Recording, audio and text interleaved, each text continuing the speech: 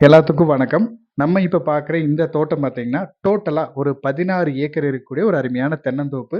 இந்த தோட்டம் கரெக்ட்டா நீங்க பொள்ளாச்சியிலேருந்து திருச்சூர் போற மெயின் ரோட்ல மேற்கு சைடு வந்தீங்கன்னா, கணபதிபாளையம் அப்படின்னு ஊருக்கு கொஞ்சம் முன்னாடியே ரைட் சைடு கட் பண்ணீங்கன்னா, அந்த 4 வே பைபாஸ்லேருந்து ரைட் சைடு ஒரு 500 மீட்டர் வந்தீங்கன்னா, இந்த தோட்டத்துக்கு நம்ம ரீச் பண்ணிடலாம்.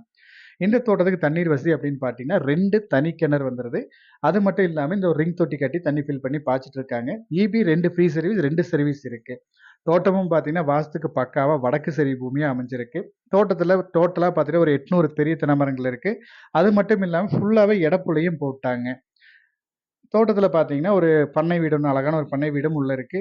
நல்ல நீட்டான பூமி. ஒரே ஏரியாவா ஒரு 15 ஏக்கர் அந்த மாரி பார்க்குறவங்களுக்கு கண்டிப்பா இந்த தோட்டம் சூட்டபிளா இருக்கும்.